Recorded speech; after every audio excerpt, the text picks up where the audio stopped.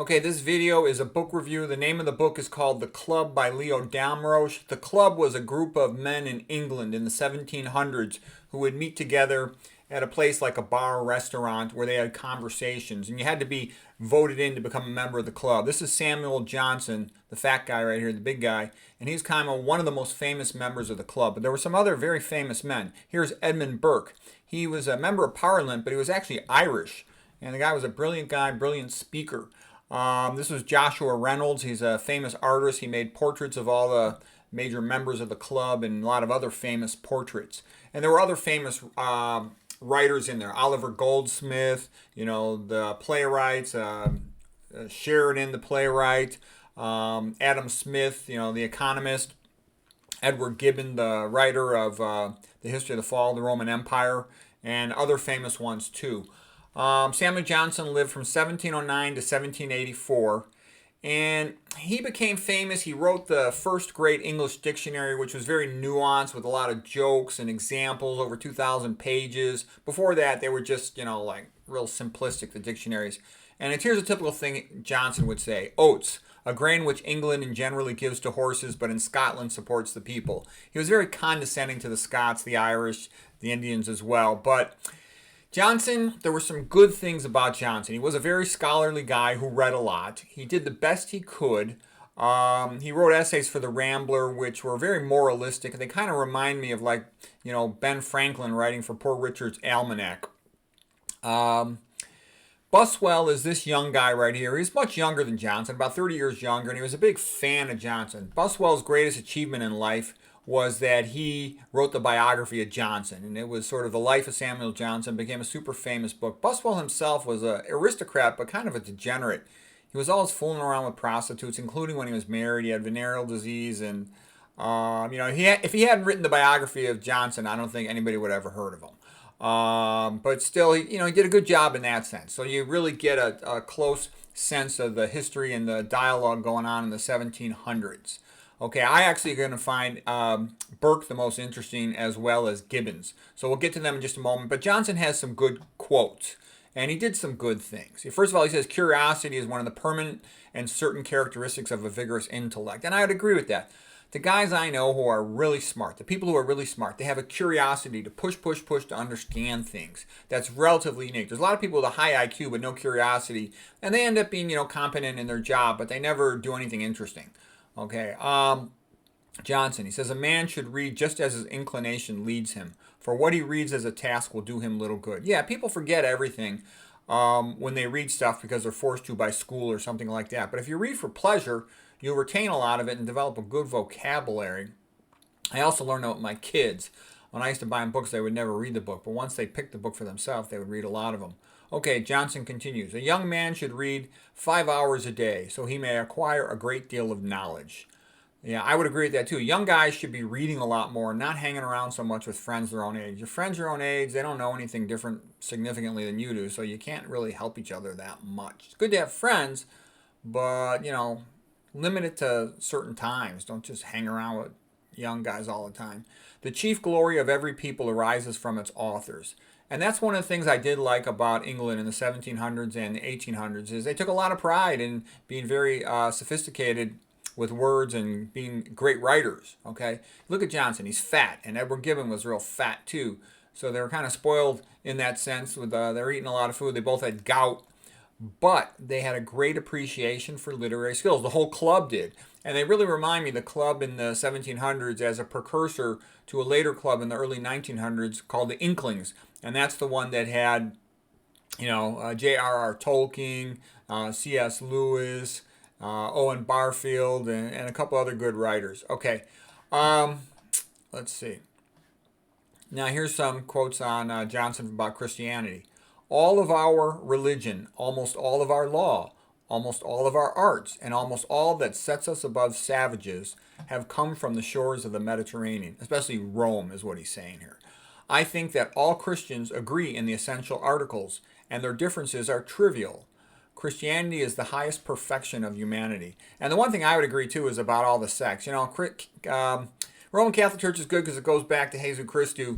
And the Protestants just keep on arguing about something and dividing. There's many thousands of different branches of Protestantism type Christianity, Catholicism, the church has been corrupt and it's got all kinds of problems, but I like the fact that it goes back historically to Christ, and it has generated, most of the great achievements of Western civilization have come out of the Catholic Church. And if anybody denies that, open a book and you'll see it's true, that I'm understating it. Okay, the applause of a single human being is of great consequence. Well, I know that's true. Sometimes when a person's down, they just need a good word from one person that can help them to bounce back fast. Whatever enlarges hope will exalt courage. Self-confidence is the first requisite of great undertakings. I think that's true too. You have to believe you can do something before you'll be motivated enough to work hard enough to actually achieve it. And that's why that has to be nurtured at certain times in people. All intellectual improvement arises from leisure. Yeah, all these guys, almost all of them, were aristocrats or at least had money or a pension in some way that they had free time to do great work. You need free time to do work or you can't achieve much intellectually. Kindness is in our power, but fondness is not. Yeah, we can be nice to anybody by choice, but we can't really like them unless we just do. As I know more of mankind, I expect less of them, and I am now ready to call a man a good man upon easier terms than I was formerly. People in general do not read if they can have anything else to amuse them. Yeah, I love reading. Can't go through a day without reading, but I know most people don't read, and it's kind of sad. If you don't read, you end up kind of being like, you can never become intellectually sophisticated if you don't read. Self-confidence is the first requisite to great undertakings. Yep. Okay, great works are performed by perseverance. Yep. If nothing, and that's actually one of the secrets. The great scholars in different areas are people who just wanted it so much they put all that effort into it. You have to be a little bit of a monomaniac to really become a true scholar. If nothing may be published but what authorities shall have previously approved, power will always be the standard of truth. Yeah, what's the definition of hate speech? Something that the person in power doesn't want, okay? Nietzsche said the same thing later on. Okay, Johnson continues. Biography is the kind of writing that is most eagerly read and the most easily applied to the purposes of life. Yeah, I would say if you can't make up your mind what you want to read, like a young person, what do you tell them to read? Tell them to read biographies. Like Ben Franklin's a good biography for a young person to read. There is nothing more dreadful to an author than to be neglected. To be neglected for an author is like starvation. I know what it's like. Okay, it is seldom that the great or wise suspect that they are despised or cheated. Yeah, a lot of men that are brilliant in one way, let's say academically, science or whatever, they're often very naive in other ways, and they get chumped. Kind of reminds me of what Zsa Zsa Gabor. She said, some people say that men are the problem. I say they are the solution. Let's see. And then Zsa Zsa Gabor also said, she said, I like smart men. They know everything and suspect nothing. And yeah, Zsa Zsa Gabor also said, I'm a great housekeeper. Every time I get divorced, I keep the house. Okay, continuing with Samuel Johnson. The greatest part of mankind have no other reason for their opinions that they are in fashion. Yeah, that's true too. Lots of people, the only reason they believe something is just because it's a socially acceptable thing to do.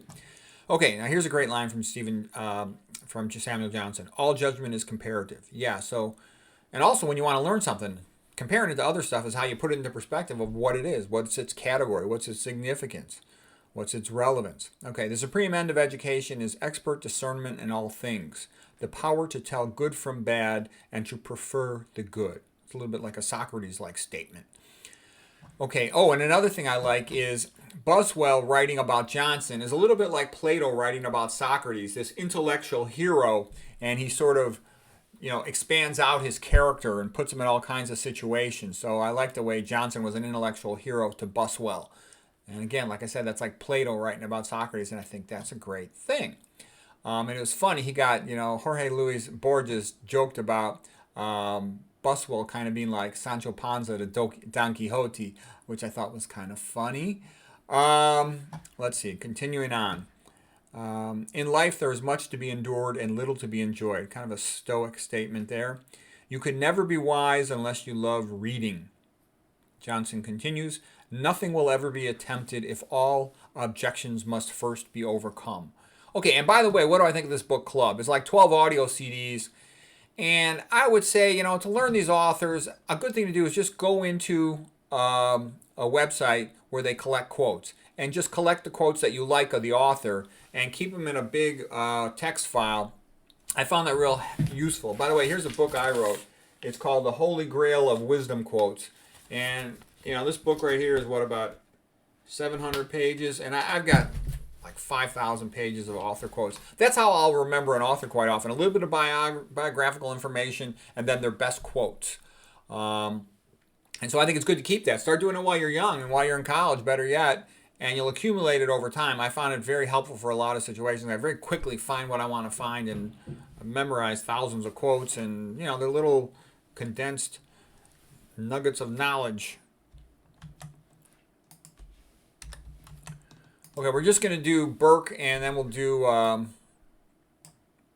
little bit on Gibbon, and we'll call it a day for this. Here, I'll come up in here. Okay, so Edmund Burke was an Irishman, which I really like about him. He was a great orator, great speaker. He was a member of Parliament. He was famous for making accurate predictions about the problems happening in France in the France in the early 1790s. The French Revolution was basically pretty evil. It was sort of communistic, the Jacobins, and then the guillotine and all that stuff. And he saw where it was going, that it was going nowhere good. They were trying to get rid of Christianity, and the French Revolution was a big mess, okay? Like 50,000 people got guillotined, all kinds of stuff. It was terrible, all right? And Burke pointed that out early on before it really got bad, okay? Here's a quote from Samuel Johnson. "You could not stand 5 minutes with Edmund Burke beneath a shed while it rained, but be convinced that you were standing with the greatest man you had ever seen." Yeah, he was a very impressive character. And you got to be pretty sophisticated to be an Irishman and do well in England, okay? Be a member of Parliament and be, for decades, and be a convincing speaker. Okay, Burke says a lot of clever things. Here's Burke quoted, "Rudeness is the weak man's imitation of strength." Yeah, a lot when a guy's acting all macho and yelling for no reason, it doesn't look powerful, it looks ignorant. Okay, the only thing necessary for the triumph of evil is that good men do nothing. Okay, so that's a big quote. So most people sit passively by and do nothing when they see really bad, evil things happening. And when they do that, society just rapidly goes down the tube. So that's a great quote. Because again, I've mentioned this before. People say, well, if I was around in the 1930s, I would have done the right thing, with Stalin and with the other ones. Yeah, right. What do people do now? Some people are trying to do something good, and hopefully enough of them will that society will keep its freedom. We'll see. Okay, here's Burke continuing. "No one made a greater mistake than he who did nothing because he could only do a little." So, yep, and that's the good thing about Christianity. It says, do the best you can. You're all part of this cosmic, challenge between good and evil. "Those who do not know history are destined to repeat it." Okay. He also says, people will not look forward to posterity who do not look backward to their ancestors. Yeah. You have to know history in order to know the great examples of great achievements so you can try to do something similar or better yourself. Burke continues, "Man is by his design a religious animal. Atheism is not only against our reason, but it is against our instincts." Yeah, atheism is this modern exaggerated thing that's promoted by, communist rulers because they want to impose slavery. They need atheism. They need the metaphysics that come from atheism. And if you're going to abuse people, you have to have a reason in order to get all the uneducated chumps to help you out with it. And so atheism is what makes that possible. And Burke realized that in his own day, and he saw that being exploited in the French Revolution. Okay, Burke continues, "The age of chivalry has gone. That of sophisters, economists, and calculators has succeeded, and the glory of Europe is extinguished forever." He's saying that back, around, 1790. Okay, it's 1,000 times worse now. Burke says, with all this nonsense, "Learning will be cast into the mire and trodden down under the hoofs of a swinish multitude."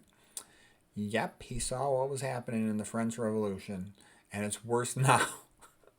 Here's Burke. "Show me one absurdity in religion, and I will show you 100 in political laws and institutions.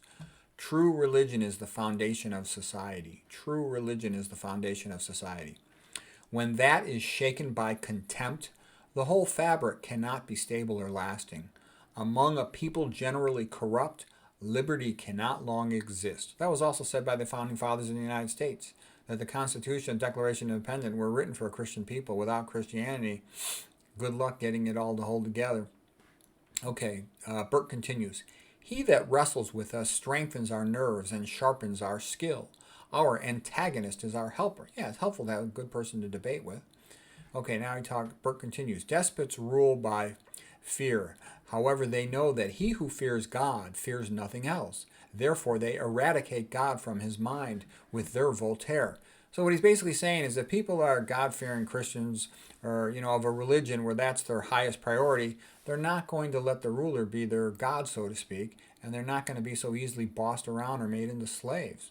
Another good point. Burke makes lots of good points. And Burke, by the way, was a guy who really tried to help the people of India have more rights, tried to help the people of Ireland have more rights. He understood what it's like for a people to be enslaved. He wanted freedom for everybody. A lot of these English aristocrats, when you look at them closely, they really wanted freedom for the English, who they considered superior to everybody else, but didn't care too much about freedom for all the colonized peoples. Okay, Burke continues. There is no safety for honest men except by believing all possible evil of evil men.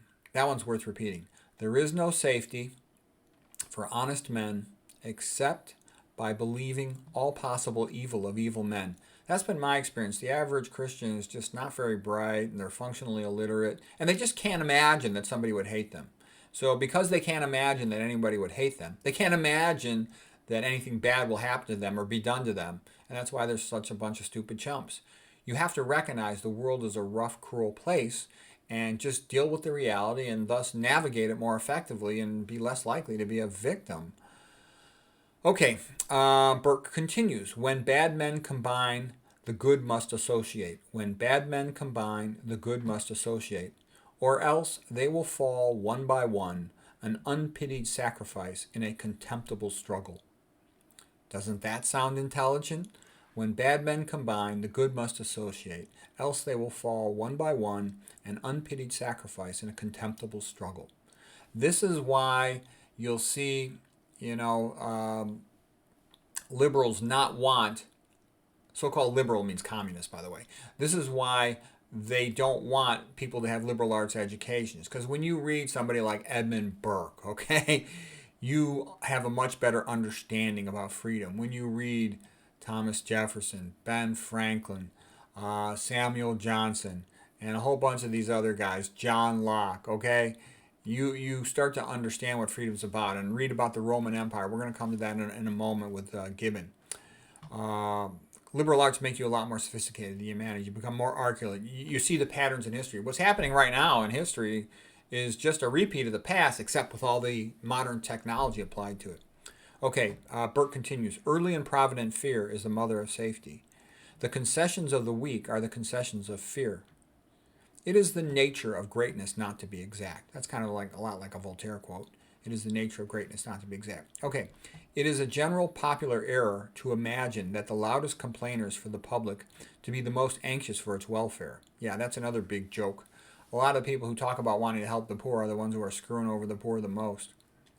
Okay, Burke continues. Example is the school of mankind, and they will learn at no other. Yeah, example is the most important thing, and most people learn by that, but some are capable of learning just from reading and thinking and talking. Thank God for that.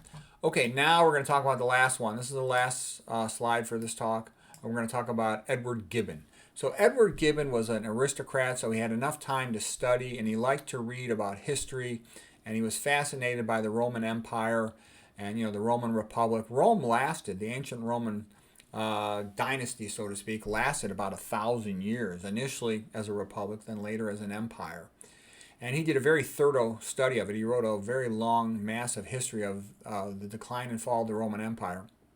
And what was unique about it was he had tons of footnotes in it. It was one of the best documented books of those times. He was a brilliant guy. He was fluent in English, French, and Latin. And he was a meticulous scholar, so you respect all of that. He was real fat, and he actually ended up having a hydrocele, means a swelling of the scrotum, and it got drained, it got infected, and he died in his mid-50s. So I respect all that, okay? There's some things I don't like about him. Even though he was sort of raised in the Protestant tradition, he was a bit of an atheist, and he was very anti-Catholic, and he's, of course, anti-Irish. And he, of course, tried to blame Christianity as being the cause of why Rome fell, the Roman Empire collapsed. But actually, There were a lot of other problems in the ancient Roman Empire. They had become quite immoral. They also had lead in their pipes. They were, the scientific name for lead is like plumbism, okay? Because their plumbing was made from lead, and it says they all had a lot of lead poisoning. They were aristocrats, made them stupid. Okay, Gibbon devoted years of his life to writing the history of the Roman Empire. He wanted to create a masterpiece. Kind of reminds me of Thucydides amongst the ancient Greeks who wrote the history of the Peloponnesian War. He wanted to create a masterpiece, and they both did. Gibbon was wealthy at the time. So here's a quote from Edward Gibbon. Augustus was sensible that mankind is governed by names, nor was he deceived in his expectation that the people would submit to slavery, provided that they were respectfully assured that they still enjoyed their ancient freedom. Yeah, that's freedom. So the average person, you just tell them, you're free. Okay, I'm free. Yay, thank you. They go by the word rather than by the reality of a situation. They're very easily chumped. That's sad. Again, that's why you study liberal arts and humanities, so you don't get so easily chumped. Because if you do, then you get pushed into slavery. Okay, like I said, I thought Gibbons was kind of overrated. He had a little bit of a Latin style to his writing, a lot of passive voice, sort of an understated verbosity, which again is kind of popular with the English. He's certainly a much better writer than Milton. Milton will drive you crazy trying to read Milton. It's so Latinate in its passive voice. Latin's a very passive voice. Grammatical constructions compared to modern English, a very active voice. If you want to learn Roman history, I would say the best thing to do is start out by studying Cicero. Cicero is the greatest of all the Romans. If you study Cicero, all kinds of interesting will come out of that, and everything related to Cicero becomes interesting. If you want to go further in your study of Roman history, I would say study Gregory Aldrete, and actually Rufus Fears next, and then Gregory Aldrete. They're both with the teaching company, thegreatcourses.com. Leo Damrosch wrote a book about the decline and fall of the empire about Edward Gibbon. That's actually a better book than this book, The Club, that I'm talking about right now. But The Club was entertaining enough. I read a lot about English history as it relates to Irish history is what I especially care about, and the history of Christianity is also interesting to me. So England is interesting to me in that sense, I especially found the 1800s interesting in England with regard to the Victorian Renaissance. That's a fascinating time phase, and a lot of great things did happen from that. Okay, Edward Gibbons, he said, a barbarian is a man uncivilized, untaught, a savage. And he basically considered a lot of the colonized peoples close to savages. People in the hunter-gatherer phase, Gibbon would consider them savages. He would consider people that were illiterate but did some farming, he would call them barbarians, drunkards, persons who plunder other populations. Okay, so Gibbons now continues, the educated man by reading and reflection multiplies his own experience and lives in distant ages and remote countries, while the illiterate man is rooted to a single spot and confined to a few years' existence. He surpasses but by very little his fellow laborer, the ox, in his exercise of his mental faculties. And that's a common thing I've seen amongst aristocrats, is to think that the illiterates and functional illiterates of society are just basically pretty much like farm animals, okay? And that's a thing that people should realize, because they're at risk to be treated like farm animals if they don't realize that people above them consider them farm animals, okay? I know that sounds strange if you're not used to hearing that, but if you're used to studying these things, you'll know that's a common sentiment, Even, Martin Luther, okay, he said that the people who live in the villages live like animals, okay? Edward Gibbon continues, every man who rises above the common level has received two educations. The first from his teachers, the second more personal and more important from himself. Yeah, that's true. A person can go to college, can go to grad school, have a graduate degree, and really not be too educated. They just learn the stuff they had to do, memorize what they had to do to make money in their field. But to be educated, I think you have to read, you have to know some historical stuff, you have to be articulate to a certain level, able to question and debate. These things all come naturally from reading history and philosophy and talking about it, or religion, something. You got to have that conversant ability, that level of intellectual curiosity. Gibbon continues, conversation enriches understanding, but solicitude is the school of genius. So yeah, that's a great combination, is to study a lot on your own, then have some group of friends like the club in this case with regard to this book by Damrosch, or the Inklings with regard to the 1900s and the Catholic writers. You got to have at least one smart friend you can talk to get that conversational practice. And if you can't find that, then find it on the internet, okay? Gibbon continues, if a man were called to fix the period of history of the world in which the condition of the human race was the most happy and prosperous, he would without hesitation name that which elapsed from the death of Domitian to the accession of Commodus. Okay, so he was pretty impressed by some things in the Roman Empire. Then he says, the voice of history is often little more than the organ of hatred or flattery. This one was kind of funny. He said the Catholic Church denounced Calvin, but made a saint of Augustine, even though it's difficult to tell their arguments apart, even with a theological microscope. So yeah, he can be pretty clever and funny. Okay, Augustine was sort of a pain in the butt, but he did at least have an erudite side to him, okay, with his biography, sort of like the first, open-minded biography. Let's see. Jacques Bourson, he wrote From Dawn to Decadence. He had a great quote. He said, Calvin was like Lenin, evil, and Calvin was a destroyer of art. Oh, Calvin was like Lenin, and then who did he say after that was like Marx? I kind of messed up that quote. All right. But yeah, the Calvinists were, and a lot of the Protestants were evil. They destroyed all this art. Christianity arose out of the Old Testament, Greek philosophy, the Eleusinian mysteries, Plato, Aristotle, and all that, as well as Stoic philosophy and some pagan traditions. Christianity, what I like about Christianity, Catholicism in particular, is it can absorb things from other cultures and societies and enrich them. It's syncretic is the word, meaning it can take up things and make them better, versus Protestantism is kind of bleak. And, that's been criticized by many persons. We're not going to get into that right now. A little bit more by Edward Gibbon. One last quote. Persuasion is the resource of the feeble, and the feeble can seldom persuade. So anyways, it's good to learn about the fall of the Roman Empire because you see so many parallels to the modern world, and it helps you to be aware of them, and hopefully we'll be able to avoid them. So anyways, that's the club. 3 most interesting parts were Samuel Johnson, Edmund Burke, and Gibbon. Gibbon's book about Roman Empire was better. Damrosch wrote about that as well. And this background, I like those quotes of Burke about what a man needs to recognize if he wants to stay free. I thought those were kind of helpful. So anyways, hope that was interesting.